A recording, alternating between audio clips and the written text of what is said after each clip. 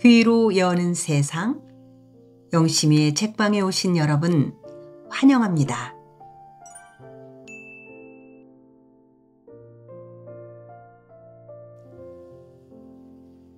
영심이의 책방 가족 여러분 환영합니다. 오늘부터 문순태 작가님의 징소리를 함께합니다. 영심 책방에서는 문순태 작가님의 타오르는 강 9권을 완독한 바가 있어서 작가님의 작품에 대한 애정은 남다르다고 할 수 있지요. 이번 징소리는 1977년 창작과 비평 겨울호에 게재된 단편 소설로 시작하여 이후 저녁 징소리, 말하는 징소리 등 5편의 연작을 내놓아 장편의 형태를 갖추게 되었습니다. 연작 소설은 부분적으로 독립된 단편이면서도 전체적으로는 하나의 유기적 구조를 갖는 장편의 형태를 지닌 새로운 형식의 소설이라고 말할 수 있습니다. 이런 연작 소설의 형식은 1970년대에 특히 유행했는데, 징소리는 거대한 댐 건설로 인한 수몰지구를 배경으로 실향민들이 겪는 고향 상실의 아픔과 고향을 다시 찾으려는 몸부림을 보여주는 소설입니다. 그럼 지금부터 그 아픔과 몸부림의 절규를 함께 따라가 봅니다. 징소리, 문순태.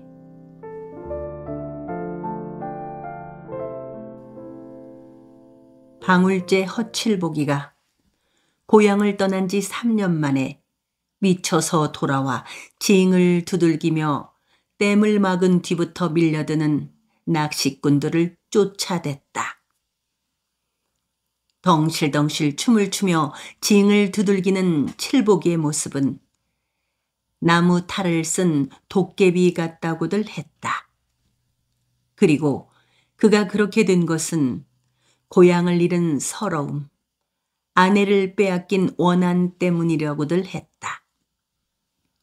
아무도 기다리는 사람이 없는 고향에 6살 난 딸아이를 업고 불쑥 바람처럼 나타난 그는 물에 잠겨버린 지 3년째가 되는 방울제 뒷동산 각시바위에 댕돌같이 앉아서는 목이 터져라고 마을 사람들의 이름을 하나하나 불러대는가 하면 혼자서 고개를 끄덕거려 오순도순 귀신 씨나락 까먹는 소리를 중얼거리다가도 불컥 고개를 쳐들어 하늘을 찔러보고 창자가 등뼈에 달라붙도록 큰 소리로 웃어대고 느닷없이 징을 두들기며 공중공중 도깨비 춤을 추었다.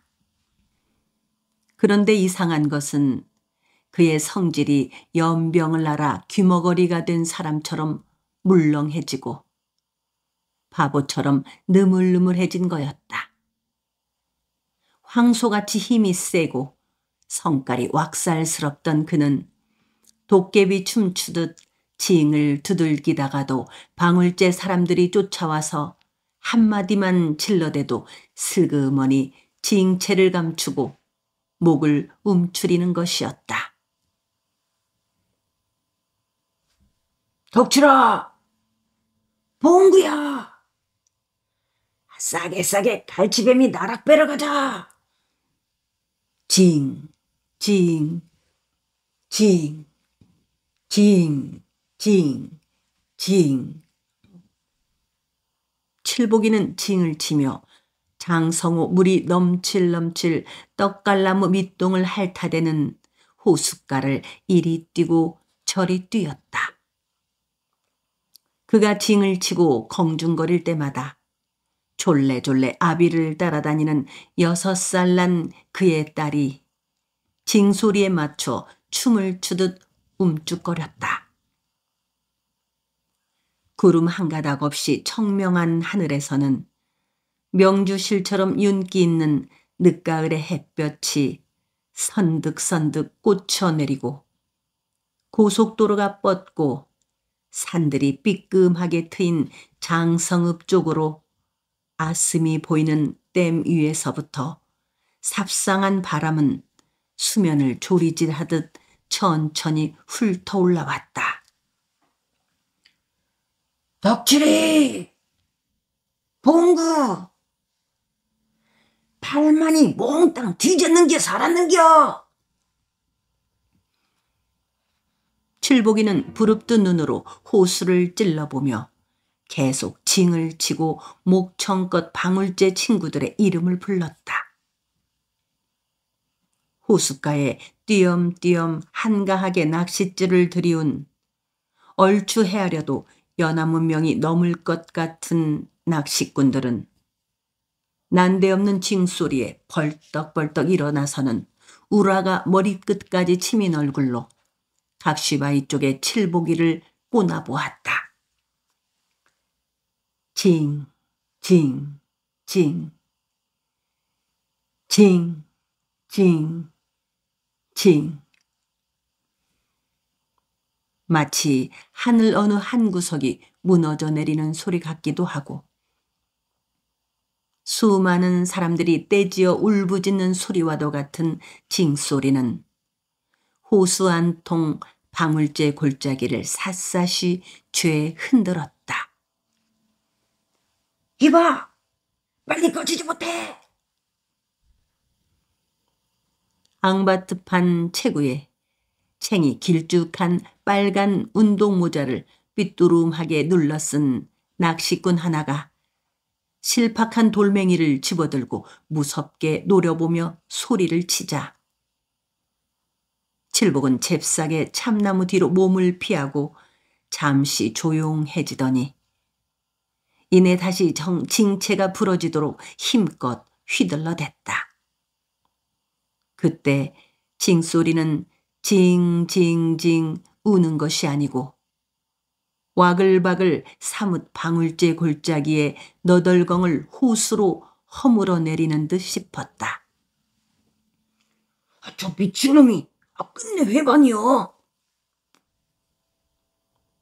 낚시꾼들 5~6명이 당장 칠보기를 잡아 물속에 처박을 기세로 각시바위 쪽으로 뛰어 올라갔으나 칠보기는 참나무를 끼고 이리저리 피하면서 잠시도 징체를 멈추지 않았다.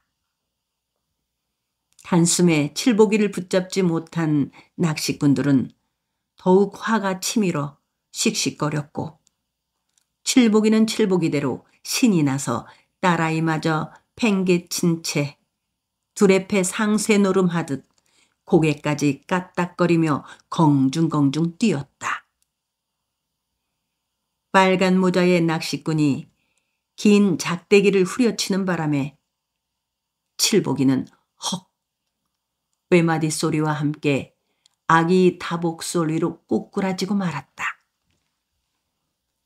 작대기에 허리를 얻어맞고 쓰러진 칠보기는 징을 빼앗기지 않으려고 가슴에 꼭 안았다.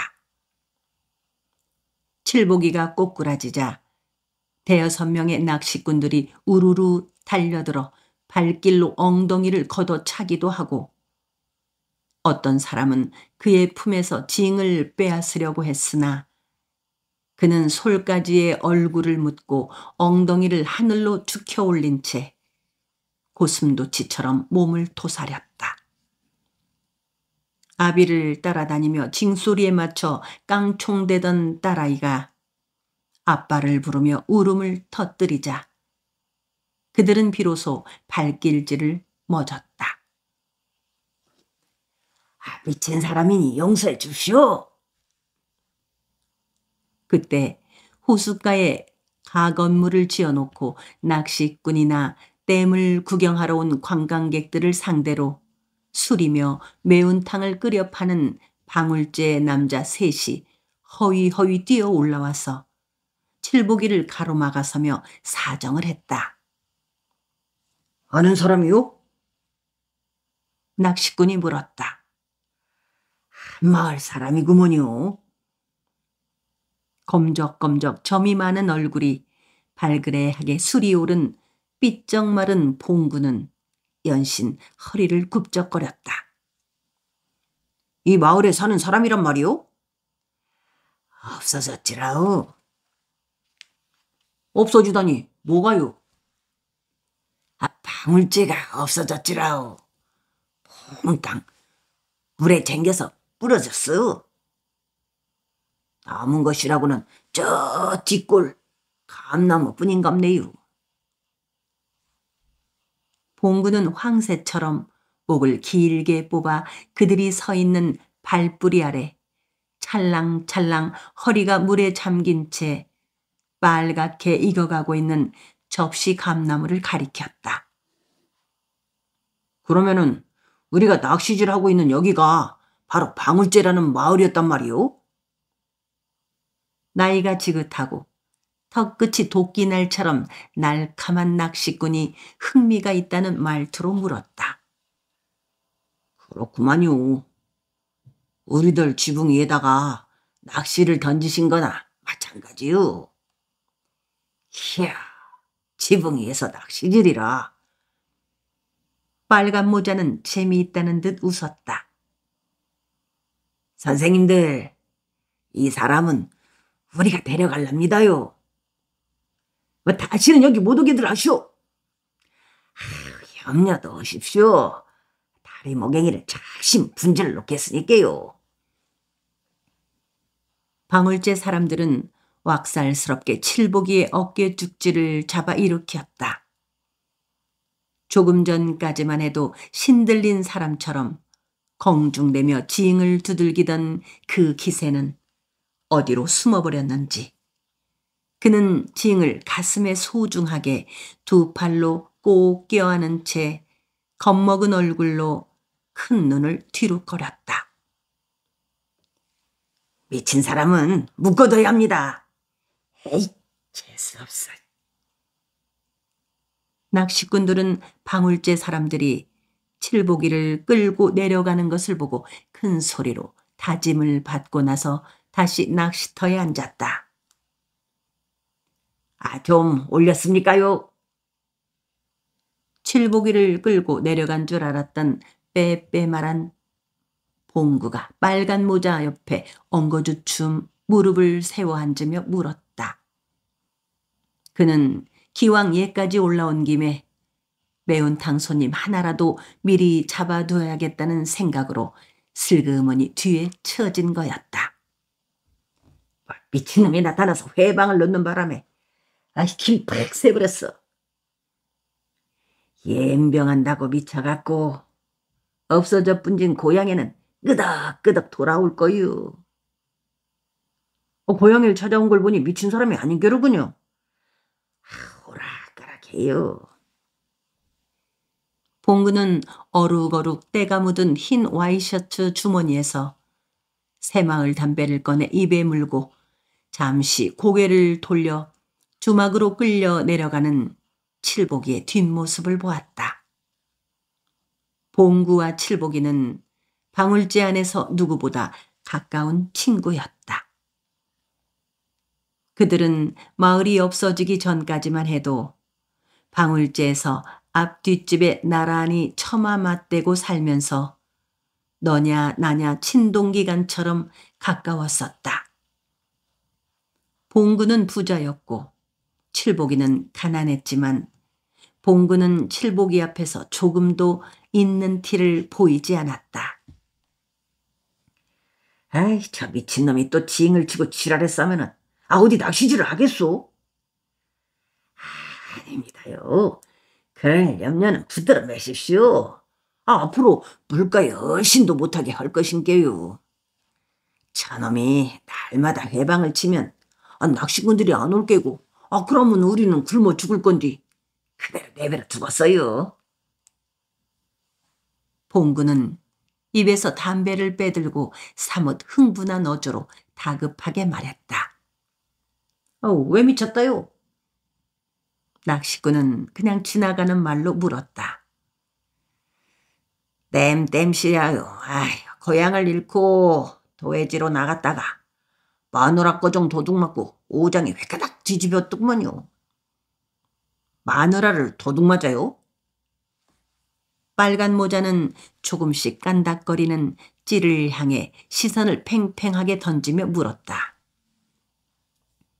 가난하고 못난 촌놈 마다하고는 잘난 도해지 놈하고 배가 맞은 거지요. 아이쿠 물었네요. 감잎은 되누만요. 빨간 모자가 아이들 손바닥만한 붕어를 낚아 올리자 봉구는 빠른 솜씨로 낚싯줄을 잡아 낚시에서 붕어를 빼 구덕에 넣고 입감까지 끼워주었다. 그래서 미친 게로군. 고향 잃고 마누라 거정 뺏겼으니 안 미치게 생겼나며. 미인이었어?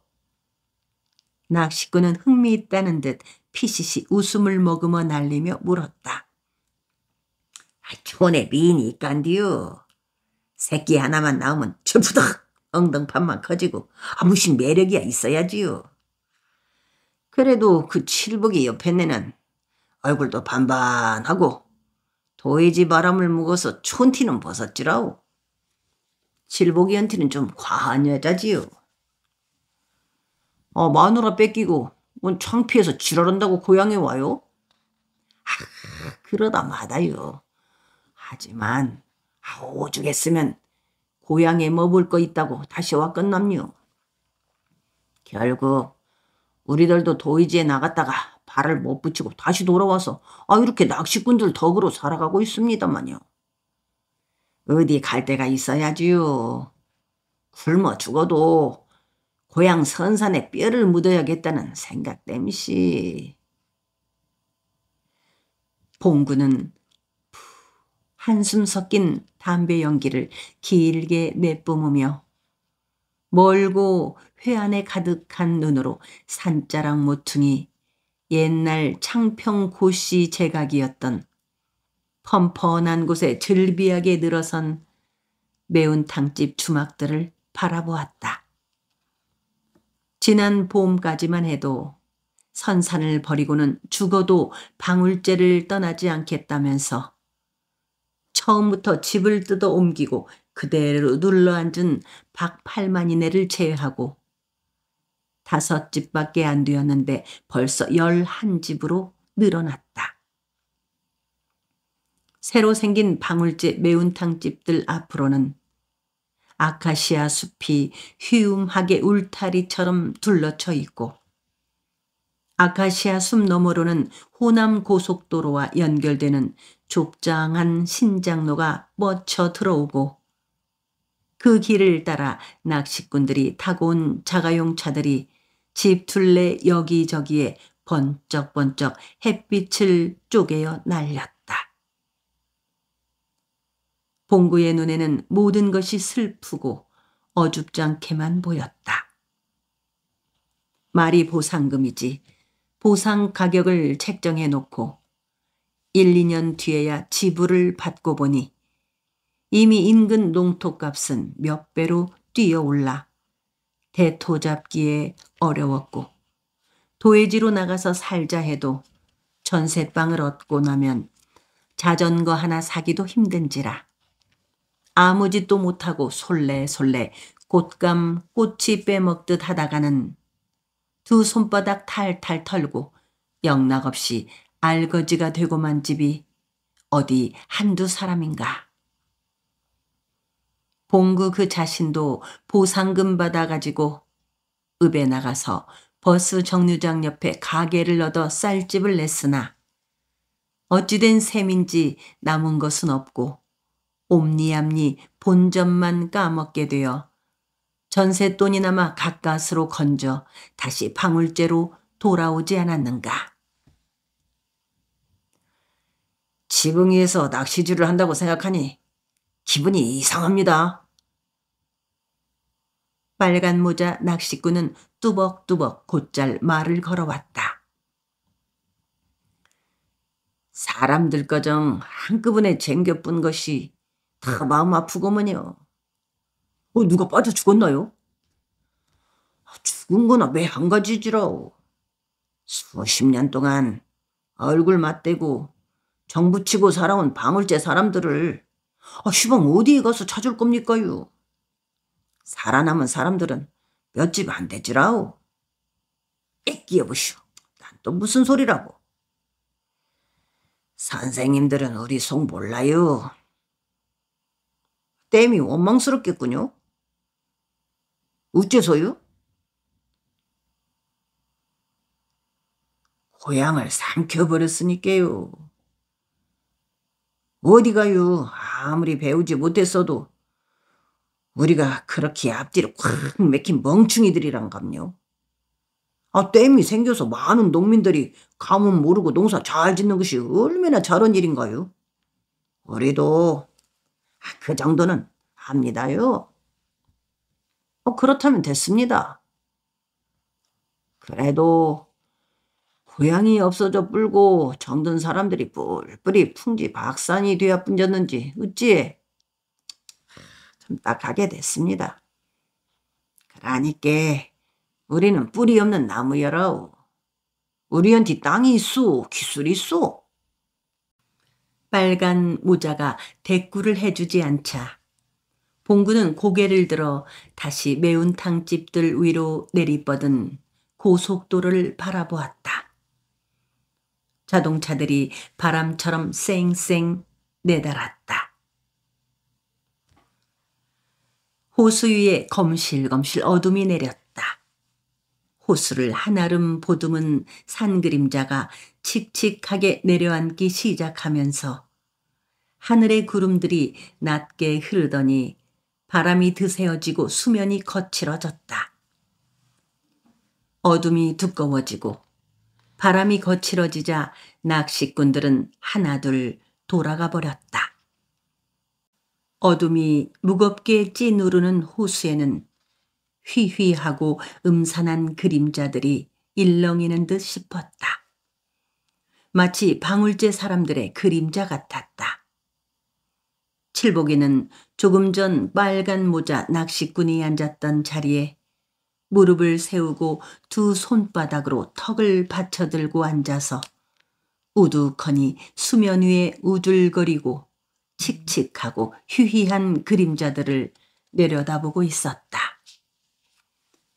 그의 옆에는 딸아이가 두 팔로 아비의 세운 무릎을 껴안고 찰싹 달라붙어 있었다. 호수에서 사각사각 나락배는 소리가 들렸다. 사람들의 두런거리는 말소리도 들렸다. 방울제와 방울제 사람들의 모습이 한눈에 죄 보였다. 금줄을 두른 마을 앞 윗탕산의 늙은 팽나무와 방울제에서는 칠복이 혼자만이 들어올린 큰 들독이 보였고 이영을 입힌 돌담과 판도린의 탱자나무 울타리, 군데군데 말라붙은 쇠똥이 널린 고삿들, 빨간 고추가 널린 초가지붕이며 두껍다리 옆 그의 집도 보였다. 외양간에 매여있는 송아지가 음매하고 우는 소리, 꿀꿀대는 돼지, 꼬꼬댁 닭이 알 낳는 소리, 바람 모퉁이 공터에서 아이들이 공치기를 하며 왁자지껄 떠들어대는 시끌시끌한 소리, 고사시 쩡쩡 울리도록 아이들 이름을 부르는 소리, 이 자식 저 자식 죽일 놈 살릴 놈 욕을 퍼부어대며 싸우는 소리들이 귀가 쟁쟁하게 들려왔다. 발그무레하게 꽃이 핀 살구나무 가지들 사이로 헐쩍 열린 순덕이네 쌀이문과 살구꽃처럼 환한 순덕이의 탐스러운 얼굴도 보였다. 순덕이와 함께 만나곤 했던 상여집 모퉁이의 아카시아 숲속에서는 그때처럼 휘휘한 바람소리가 들려왔다. 아빠 추워 집에 가. 딸아이가 몸을 웅숭거리며 칭얼대자 그는 무릎을 열어 가랑이 사이에 넣고 꼭 껴안았다. 칠복이는 갈 곳이 없었다. 호수 속에 그의 집이 보였으나 물에 뛰어들 수가 없었다. 저기 물속에 우리 집 베이자? 칠복이는 손으를 가리키며 물었다. 우리 집이 어딨어? 저기 이 물속에. 아, 바보야, 우리 집도 안 배? 엄마. 아이는 울음을 터뜨렸다. 벼락맞아 뒤질려. 그는 아내의 골통을 박살내기라도 하려는 듯 큰 돌을 집어 호수에 던졌다. 풍덩 하는 소리에 딸아이가 흠칫 놀랐다. 엄마한테 간다고 해놓고. 그래. 내 엄마는 저기 물속에 있다. 물속에 있는 엄마한테 갈래? 칠복이는 버럭 고함을 지르며 딸을 떠밀어 내려고 겁을 주자 앙 큰 소리로 울어댔다. 개만 또 못한 년. 그는 고개를 뒤로 젖버듬이 젖혀 별도 없이 시꺼먼 하늘을 쳐다보며 퍽 하고 어처구니 없는 웃음을 토해내고 나서 다시 물에 잠긴 방울제를 내려다보았다. 족두리를 쓰고 원삼을 입은 순덕이의 모습이 보였다. 청실 홍실 들이운 합 한 줄을 입에 댈 때 순덕이는 개슴츠레한 눈으로 신랑인 칠복이를 훔쳐보면서 서로 다른 사람이 눈치 안 채도록 싱긋이 웃어 보일 수 있을 만큼 여유를 보여주었다. 3년 동안 식모살이를 하면서 도시 바람을 쐰 때문인지 순덕이는 시골 처녀답지 않게 바라지고 슬거운 데가 있었다. 그런 순덕이를 방울제 칠복이 친구들은 너무 화딱 까졌다느니 생긴 게 맴매타여 어딘가 온전치 못한 여자라거니 하며 칠복이와는 어울리지 않는다고 하면서 그녀를 헐뜯고 은근히 회방을 놓았던 것이었다. 그러나 칠복이 생각은 그렇지가 않았다. 매사에 생각이나 행동거지가 굼뜨지 않고 사리가 분명한 순덕이가 꼭 필요했다. 결혼을 한 지 한 달도 못 되어 순덕이는 도회지로 나가서 살자고 했다. 그 말에 칠복은 섬찟한 무서움을 느꼈다. 어려서 아버지를 잃고 홀어머니마저 병으로 죽어 외할머니 치맛자락에 가려 눈칫밥 먹고 자라서 장가를 들 때까지 방울제에서 30리도 못 떨어진 정읍장과 징병 신체 검사할 때 읍에 갔다 온 일 외에는 여지껏 대처 바람을 한 번도 마셔보지 못한 그로서는 도회지에 나가 산다는 것은 마치 방울제 개울의 미꾸라지를 목포 앞바다에 넣는 것이나 진배 없는 일인지라 그 말을 들을 땐 가슴이 울렁거리고 눈앞이 캄캄했다. 전답도 없이 이런 총구석에서 뭘 바라고 살 것이오? 순덕이는 입버릇처럼 이렇게 되뇌곤 했었다. 우리도 논밭을 장만하면 될 거 아닌감? 칠복이 생각에 그녀가 한사코 도회지로 나가 살자고 한 것은 그녀 말 맞다나 전답이 없는 탓이라고 헤아리고 뼈가 으스러지도록 밤낮을 안 가리고 일을 했다. 외가에서 장성하도록 머슴 노릇을 하다시피 해주었는데도 외숙부는 그가 장가들자 겨우 개다리 초가 삼간에 방울제 큰애기들이 하룻밤 오줌만 싸질러대도 새끼네가 넘치고 물난리가 나서 농사를 망친다는 하천부지 자갈롯 7돼지기를 떼어주었을 뿐이었다. 10년 안에 방울제에서 1등 가는 부자가 될 것인께 두고 보더라고. 칠복이는 외양간과 돼지우리를 지어 해마다 베네소를 기르고 힘에 붙이도록 고집 푸름을 빌려 결혼한 지 3년 만에 문서 없는 하천부지 자갈론 서마지기를 사들였다. 그대로만 간다면 그의 장담대로 10년 안으로 방울제 1등 부자가 안 되어도 남부럽지 않을 만큼 포실하게 전답을 마련할 것이 분명했다. 그러던 차에 방울제의 대물마가 전답이 몽땅 물에 잠기게 된다는 것을 안 칠복이는 제정신이 아니었다. 사람 하나쯤 죽인다 해도 가슴을 꽉 메운 불덩이 같은 응어리가 없어질 것 같지가 않았다. 그런께 뭐이라고 합디요? 우리는 방울제에서 살 팔자가 못된 거 아니오. 끙끙대 쌓지만 말고 우리 얼른 도이지로 나갑시다. 칠복이의 매지매지 오장육부가 무클하게 녹아내리는 속마음을 알 턱이 없는 순덕이는 얼씨구나 싶은 얼굴로 엉덩이를 들썩거렸다. 홧김에 서방질 하더라고.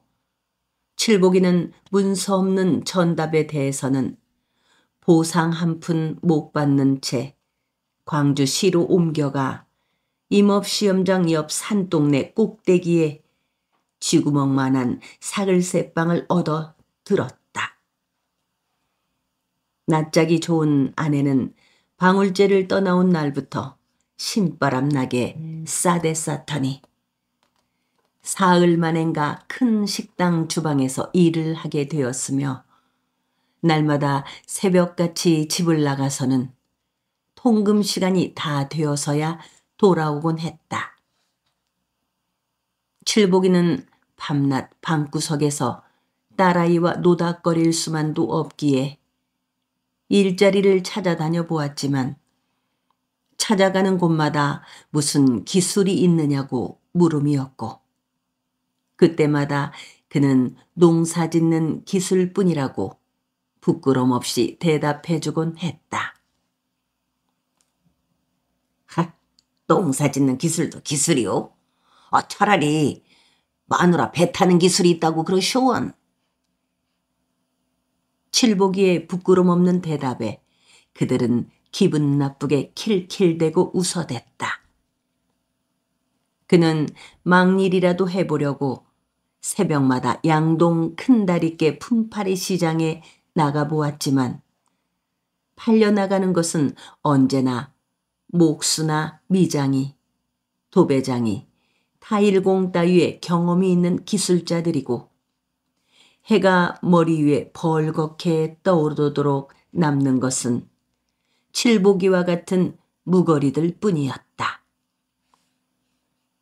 그런대로 지난 가을까지는 재수가 있는 날이면 질통꾼이나 목도꾼, 모래와 자갈을 차에서 부리는 일 등 기술 없이 뚝심으로 하는 일에 간단히 팔려나다니기도 했었는데 날씨가 쌀쌀해지면서부터는 도무지 막일꾼 구하는 사람도 없어 긴 겨울을 콧구멍만한 방에서 늙은 곰 겨울잠 자듯 처박혀 살았다.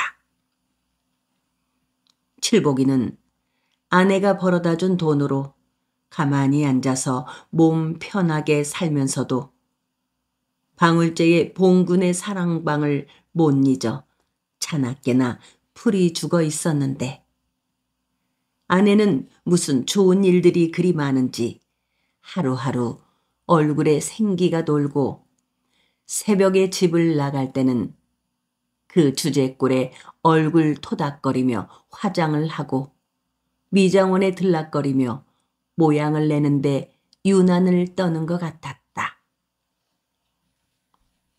봄이 오자 칠복이는 양동 품팔이 시장에 나가는 것을 포기하고 혼자서 고향인 장성으로 돌아가 수몰이 안 된 가까운 마을에서 모내기 일을 해주었다.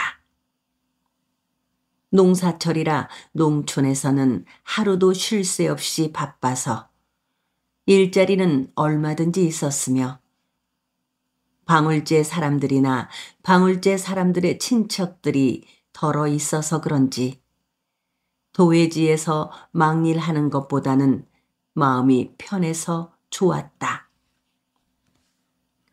광주에서는 도회지의 찌꺼기가 된 듯 싶어 집 밖에 나가기가 그렇게도 부끄럽고 무서웠는데 비록 방울제는 아니지만 산과 들이며 하늘, 나무 한 그루, 풀잎파리 하나까지도 낯익어 조금도 뜨악하거나 부끄러운 마음이 없었다. 칠복이는 장성댐 아랫마을에서 모내기 한철 농사일을 하고 다시 여름에는 장성읍 과수원에서 살충제도 뿌리고 사과며 복숭아도 따주어 20만 원을 손에 쥐고 광주로 돌아왔다. 그는 아내를 설득해서 방울제는 없어졌더라도 다시 시골로 들어갈 결심이었다. 생각지도 않게 시골에는 그런대로 일거리가 많았고 댐 아랫마을 노루목의 머슴으로 들어가면 소장논 5마지기를 떼어주고 식구들이 따로 한 집에서 살 수 있게 문간채를 내어주겠다는 집도 있었다. 그는 어떻게 해서든지 아내와 같이 다시 시골로 돌아가고 싶었다. 아내가 끝까지 싫다고 한다면 콧두레를 뚫어서라도 끌고 가야겠다고 단단히 마음을 공글리며 아내가 기다리고 있을 광주로 가기 위해 마지막 밤 버스를 탔다. 시골에 돈벌이를 하러 내려간 뒤에 한 달에 한두 차례씩 잠깐 아내와 딸아이 얼굴을 보고 오긴 했으나 식구를 데리고 다시 시골로 돌아갈 가슴 부푼 생각 때문인지 여느 때와는 달리 쿵덕쿵덕 심장이 마구 뛰었다. 버스에서 내린 칠복이는 큰맘 먹고 사과 한 꾸러미와 저육 한 칼을 떠서 달랑달랑 들고 산동네를 향해 마음 졸이며 숨가쁘게 내달았다. 그는 아내가 식당에서 집에 돌아올 시간과 맞추기 위해 일부러 느지막이 밤버스를 탄 거였다. 합동 주차장에 내려 대합실 시계를 보았더니 아내가 돌아오기는 약간 이른 것 같아 식당으로 찾아가서 같이 들어갈까 하다가 아내가 먼저 집에 올라온 다음에 슬그머니 밤손님처럼 들어가 깜짝 놀래주려고 지싯지싯 늑장을 부렸던 거다. 산동네 꼭대기까지 허위허위 단숨에 추워 올라간 칠복은 잠시 집 앞에서 미적거리다가 까치발을 하고 손을 넣어 소리 안 나게 판자 대문을 따고 슬금슬금 그들이 새들어 살고 있는 작두샘가에 있는 방 쪽으로 갔다. 불이 꺼져 있는 것으로 보아 아내가 돌아오지 않았거나 아니면 벌써 돌아와서 잠을 청하고 있는 것인지도 모를 일이었다.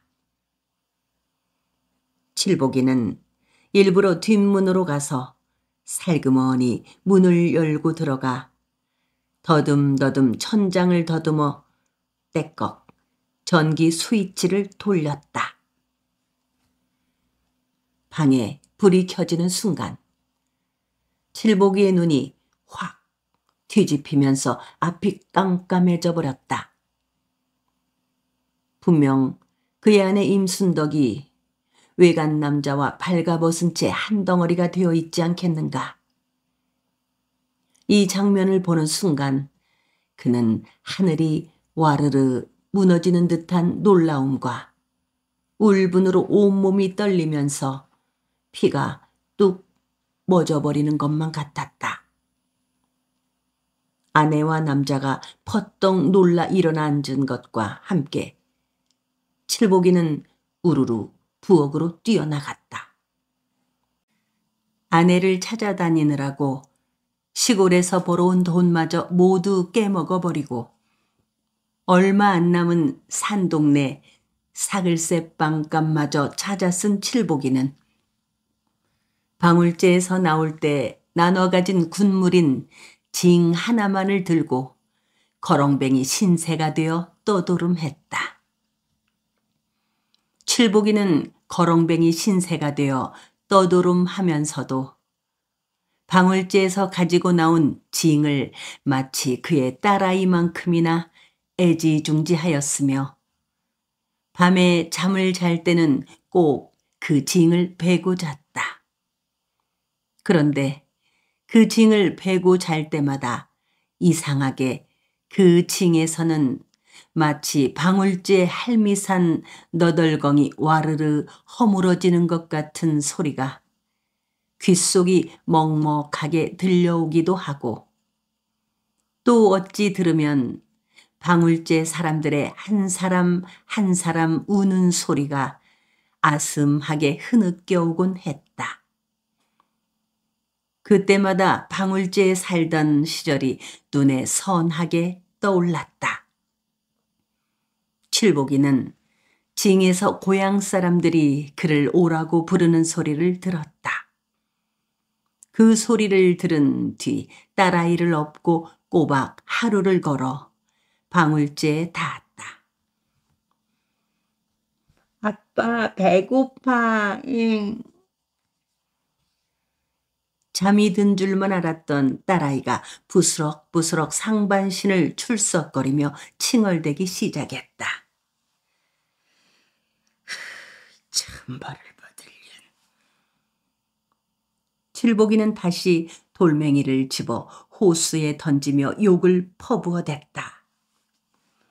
아빠 배고파. 그려. 마을로 내려가자. 칠복이는 딸을 업고 일어서며 별 없는 하늘을 쳐다보았다. 이따금씩 빗방울이 얼굴에 떨어졌으나 그때마다 그의 정신은 더 맑아졌고 정신이 맑아질수록 고향과 아내를 잃어버린 큰 슬픔이 목을대에 꽉 차올랐다. 우리 집으로 가. 우리 집? 물속에 있는 집으로? 아빠는 늘 그 소리뿐이래. 그러면 어떤 집 말이냐? 순자네 집 같은 거. 순자는 봉구의 딸이다. 그래, 그러면 순자네 집으로 가자. 순자네 말고 우리 집으로 가. 이 바보 멍충아. 이 세상이 다 우리 집이라고 생각해. 칠복이는 딸아이가 알아들을 수 없는 말을 혼잣말처럼 중얼거리며 검정 우단에 보석 몇 알이 흩어진 듯 불빛이 반짝이는 매운탕집들 쪽으로 내려갔다. 바람이 드세고 빗방울까지 비쳐 밤 낚시꾼들은 하나도 눈에 띄지 않았다. 칠복이가 후미진 솔수펑 모퉁이를 돌아 불빛이 출렁이는 매운탕집들 가까이 왔을 때 빗방울이 후두둑 떡갈나무 잎들을 요란하게 두들겼다. 봉군의 집에는 매운탕집을 하는 방울제 사람들이 모두 모였다. 그들은 장사가 안 되는 날이면 옛날 방울제 윗당산머리 봉군의 사랑방에 모여 놀던 버릇대로 밤만 되면 찾아왔다. 하나 이날 밤 모임은 좀 달랐다. 이날 밤에는 칠복이 문제로 모인 것이다. 당장 쫓아버려야요. 예정도 좋지만은 살고 봐야 할 것이 아닌가. 올 봄에 혼기가 다 찬 두 딸과 중풍에 걸려 기동을 못하는 병든 아내를 끌고 방울제로 다시 돌아온 회갑줄에 앉은 강촌 영감이 아까부터 와락와락 성가를 부려가며 큰 소리였다. 차마 어찌그럼 쫓아낼 거요? 봉구였다. 옛날에 위아랫집에서 처마 맞대고 살아온 정 때문에 강촌 영감의 의견에 찬성을 하지 못했다. 봉구 말도 일리가 있지. 고향에 찾아온 사람을 어찌게 쫓아낼 거요? 덕칠이도 칠복이와 가깝게 지내왔던 터라 쫓아내자는 데에는 어딘가 마음이 꺼림했다. 제정신 갖고 먹고 살겠다고 헌담사 어떤 무지막지한 놈이 고향 찾아온 사람을 쫓아내자고 허겄소. 그러고만이. 옴짝달싹 못오게 묶어놓으면 어쩌겠소? 덕칠이었다. 그는 봉구의 눈치를 살피며 말했다. 묶어놓으면 징을 치고 지랄 연병은 안 할 거 아닌고. 자석이 멀쩡할 때는 암시랑 안 오다가도 날씨만 꿈으로 걸러치면은 발광이니 참. 그랑께 미쳤지. 오늘 낮에도 나한테 찾아와서는 여편네 찾으러 가겠다면서 새끼를 좀 맡아달라고 오더만. 그럴 때는 제정신이 든겨. 좌우당간에 낚시터에서 미친놈이 징치고 회방친다는 소문이 나면 낚시꾼이 얼씬도 안 올 거고, 그렇게 되면서 우리는 굶어 죽는 거 아닌가? 강촌 영감은 칠복일 쫓아내자는 의견을 조금도 꺾지 않았다. 그놈의 징을 뺏어서 물속에 던져버릴까? 그러다 살인 나게? 아무도 칠복이에게서 징을 빼앗지는 못했다. 며칠 전에도 그가 낚시꾼들 사이를 강변된 소 날뛰듯 하며 징을 두들기고 소리소리 질러 방울제 사람들이 몰려가서 징을 빼앗아 감춰버렸었는데 그때 칠복이는 눈을 허옇게 까 뒤집고 쇠스랑을 휘두르며 징을 내놓지 않으면 찍어 죽이겠다고 어찌나 무섭게 어우르는 바람에 슬그머니 두엄자리 속에 감춰둔 것을 꺼내주지 않았던가. 병신 같은 놈. 제 예편네 단속을 그렇게 잘했더라면은 뺏기지 않았을 거임만. 봉구는 램프불 주위에 새까맣게 달라붙은 벌레들을 멀뚱히 바라보며 한숨 섞인 목소리로 걱정이 되어 한마디 뱉는다. 오늘 밤에 당장 쫓아내려. 강총 영감이 벌떡 일어나서 큰 소리를 내질렀다. 쫓아낸다고 갈 놈이요? 안 가겠다고 버티면 어쩔 거요? 덕칠이는 친구된 입장이라 참으로 난감하여 딱 부러지게 매듭을 짓지 못하고 봉구의 눈치만을 살피는 듯 싶었는데 봉구 역시 강촌 영감 말대로 당장 쫓아내자는 말을 못하고 지싯지싯 말꼬리를 흐렸다. 끌고 가서 차에 태워 보내버려. 안 가겠다면 꽁꽁 묶어서 버스에 태우면 될 거 아니라고. 강촌 영감의 말에 모두들 아무 대꾸도 하지 못했다. 조금 있으면은 잠자리 찾아올 테니까 그때 인정사정 볼 것 없이 쫓아버리자는 거여. 이때 칠복이가 아이를 등에 업고 고개를 길쭉하게 빼어 내밀어 봉군의 술청 안으로 들어섰다. 그들 부녀는 비를 맞아 머리칼이 능수버들나무처럼 휘지근하게 젖어 있었다. 다들 여기 있었구만. 그러고 보니 옛날 봉군의 사랑방 친구들은 다 모였네 그려. 칠복이는 아이를 평상에 내려놓고 손으로 머리에 빗방울을 훔쳐 뿌리며 반가운 얼굴로 두렷두렷 주위 사람들을 살폈다. 모두들 아무 말도 없이 칠복이만을 물끄러미 쳐다보았다. 어이, 봉구. 우리 딸내미 식은 밥 한 덩이 주소. 뱃속에 왕거지가 들어앉았는지 지창 시만한 것이 밤낮 처먹어도 배가 고프다고 지랄이니 뭐.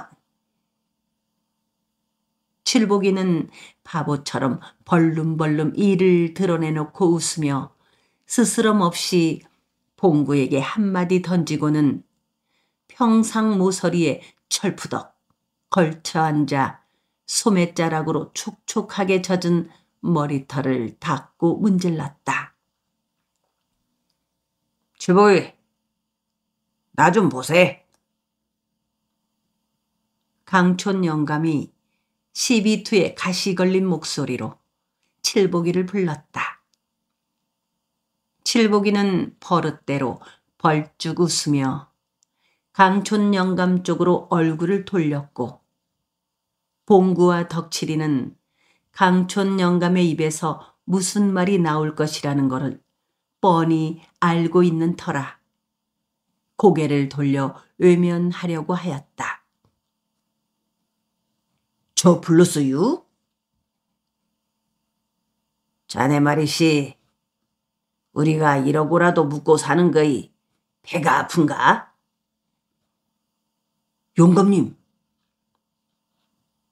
봉구가 강촌 영감의 옆구리를 찔벅거리며 심한 말을 막으려고 했다. 그 사이 까무잡잡한 얼굴에 광대뼈가 유난히 툭 붉어진 봉구 아내가 결코 달갑지 않은 얼굴로 칠복이 부녀의 상을 내왔는데 그래도 밥그릇이 무춤하고 반찬도 자기네 식구들 먹는 그대로였다.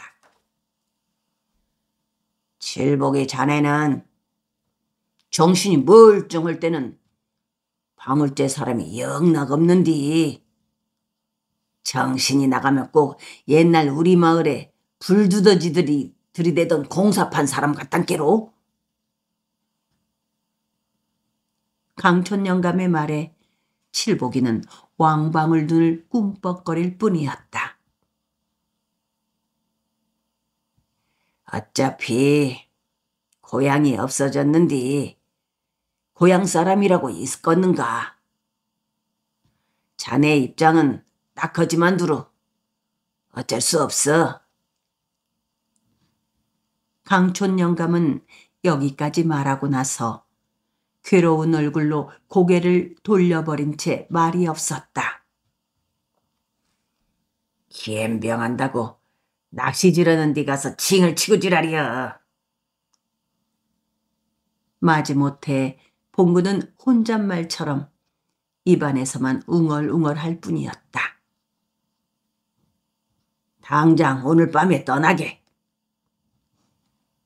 오늘 밤에요?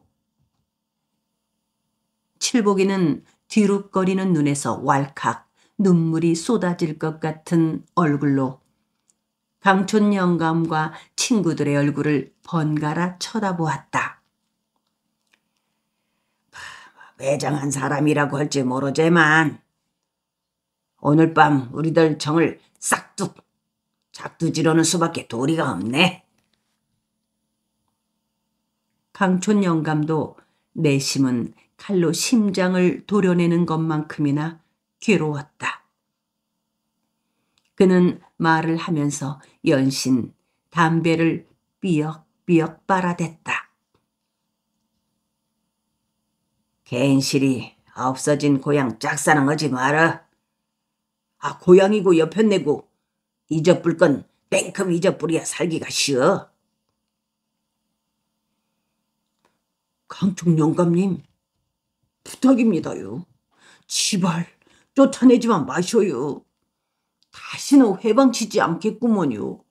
이렇게 빌게요. 칠복이는 우르르 강촌 영감에게로 달라붙어 어깨 쭉지며 팔을 붙들고 애원을 하다가는 그대로 땅에 무릎을 꿇고 비대발괄 빌어대는 게 아닌가. 이 모습을 본 봉구와 덕칠이 강촌 영감까지도 목을 떼에 모닥불이 타오르면서 시울이 시큰시큰했다. 안 가겠다면 덕성무리를 해서라도 내쫓을 거요. 강촌 영감은 담배 연기를 허공에 토해내며 결연히 말했다. 봉구, 덕질이, 할머니 나를 내쫓지 말어. 고향에서 내쫓기면 어디로 갈 것인감. 이보게들 내 사상 좀 봐줘. 칠복이는 무릎을 꿇은 채 친구들의 아랫도리를 두 팔로 덥석 껴안으며 통사정을 해보았으나 그들 방울제 친구들은 도시 말이 없었다. 칠복이는 소리내어 울고 싶었으나 이를 웅둥물고 참아냈다. 강총 영감의 말 맞다나 고향이 없어져 버린 판국에 고향 사람인들 남아있을 리 없지 않겠느냐는 생각이 들었다. 그런데 이상한 일이었다. 칠복이 자신이 참 알 수 없는 일은 때때로 그의 눈에 방울제와 방울제의 옛 사람들이 너무도 선명하게 보이면서 그가 영락없이 방울제 사람들과 한데 어울려 살고 있는 환각에 정신을 가늠할 수 없게 된 거였다. 방울제를 삼킨 호수의 물도 거대한 댐도 보이지 않고 낯익은 하늘, 반갑게 맞아주는 마을 사람들만이 눈에 가득 들어오고 그럴 때는 정월 대보름날 매깃굿을 할 때처럼 어깨가 들썩거리면서 공중공중 춤을 추고 싶어져 징을 찾아들고 나서는 거였다. 그러다가 온몸이 흠뻑 땀에 젖은 채 정신을 차리고 보면 방울제와 낯익은 사람들은 온데간데 없고 호수의 물만이 그를 삼킬 듯 넘실거리고 댐은 더욱 하늘닿게 높아지는 듯 싶었다. 자네가 지금 정신 멀쩡하니께 하는 소리 내마는 좋은 얼굴로 헤어지세. 제발 부탁이니 지금 떠나도록 하여. 강촌 영감의 볼멘 목소리로 그러나 약간은 사정조로 말하고 나서 칠복의 겨드랑이에 손을 넣어 일으키려고 했다. 내일 아침 떠나라 하고 싶네마는 정은 단칼에 자르는 거이 좋은겨. 칠복이는 아이를 업고 천천히 일어서서 희끄무레한 램프 불빛에 비쳐 보이는 침울하게 가라앉은 마을 사람들의 얼굴들을 하나하나 가슴속 깊이 깊이 새기며 찬찬히 뜯어보았다. 그의 눈에서는 금방 눈물이 소나기처럼 주르르 쏟아질 것만 같았다. 핑 서둘러 나가면은 광주 나가는 버스를 탈게요.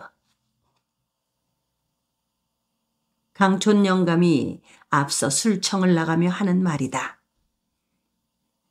강촌 영감을 따라 칠복이가 고개를 떨구고 나갔고 뒤이어 봉구와 덕칠이, 팔만이가 차례로 몸을 움직였다. 봉군의 주막에서 나온 그들은 칠복이를 앞세우고 미루나무가 두 줄로 가지런히 비를 맞고 늘어서 있는 자갈길 구신장로를 향해 어둠 속을 걸었다. 그들은 아무도 입을 열지 않았다. 칠복이의 등에 업힌 그의 딸아이가 켈록켈록 기침을 하자 바짝 뒤를 따르던 봉구가 잠바를 벗어 덮어 씌워 주었다. 빗방울은 점점 굵어졌고 호수를 훑고 온 물에 젖은 가을바람에 으스스 몸이 떨렸다. 이따금씩 고속도로에서 자동차들이 헤드라이트로 눅눅한 어둠의 이 구석 저 구석을 쿡쿡 쑤셔대며 바람처럼 내달았다. 자동차의 불빛이 길게 어둠을 가를 때마다 칠복이를 앞세우고 걷는 방울제 사람들의 가슴이 마치 총을 맞은 것만큼이나 섬찟했다. 신장로의 당도에서 조금 기다리자 의부로 들어가는 헌털뱅이 버스가 왔으며 그들은 서둘러 차를 세우고 칠복이를 밀어 넣었다. 칭은 고향 다시는 오지 마라. 봉구가 1,000원짜리 2장을 칠복이의 호주머니에 푹 쑤셔 넣어주며 울먹울먹한 목소리로 말했다. 칠복이가 무슨 말인가 하는 것 같았으나 부르릉 버스가 굴러가는 바람에 알아들을 수가 없었다. 그들은 버스가 어둠 속에 묻히고 자동차 불빛이 보이지 않게 되어서야 말없이 돌아섰다. 한사코 가기 싫다는 칠복이 부녀를 억지로 버스에 태워 쫓아보낸 그날 밤, 방울제 사람들은 잠을 이룰 수가 없었다. 후두둑, 후두둑 빗방울이 굵어지고 땅껍질 벗겨가는 소리가 드세어질 무렵 봉구는 잠결에 아슴푸레하게 들려오는 징소리에 퍼뜩 놀라 일어나 앉았다. 아니, 이 밤중에 무슨 징소리단가? 그는 마른 기침을 토해내고 삐그덕 방문을 열어 송곳 하나 박을 틈도 없이 꽉 들어찬 어둠의 여기저기를 수석여 보았다. 어둠 속 어디선가 딸을 업은 칠복이가 휘주근하게 비에 젖은 채 바보처럼 벌쭉벌쭉 웃으면서 불쑥 나타날 것만 같았다. 그는 문을 안으로 걸어 잠그고 자리에 들어 아내의 툭상스러운 허리를 꼭 껴안고 잠을 청하려고 하였으나 땅껍질을 두드리는 빗방울 소리 사이사이로 징소리가 쉬지 않고 큰 황소울음처럼 사납고도 구슬프게 들려왔기 때문에 잠시도 눈을 붙일 수가 없었다. 어쩌면 바람소리와도 같은 그 징소리는 바로 뒤란의 아카시아 숲계에서 가깝게 들린 것 같다가도 다시 댐 쪽으로 아슴풀에 멀어져 가곤 했다. 바람소린지 징소린지. 봉구는 벌떡 일어나 더듬더듬 담배를 찾아 성냥불을 붙였다. 그는 좀처럼 잠을 이루지 못하고 몇 번인가 누웠다 앉았다 하며 담배만 피웠다. 자꾸만 귓바퀴를 후벼 파고 들려오는 징소리가 오목가슴 깊숙이에 가시처럼 걸린 때문이었다. 이날 밤 팔만이도 덕칠이도 강촌 영감도 다 같이 방울제 한 통 여기저기에서 쉴 새 없이 들려오는 징소리 때문에 한숨도 잠을 이루지 못하고 뒤척였다. 징소리는 점점 더 가깝게, 그리고 때로는 상여 소리처럼 슬프게 들렸는데 그 소리에 잠을 이루지 못한 방울제 사람들은 그게 어쩌면 그들한테 쫓겨난 칠복이의 우는 소리일지도 모른다는 생각들을 다 같이 했다. 그 생각과 함께 징소리가 더욱 무서워졌으며 아침을 맞기조차 두려웠다.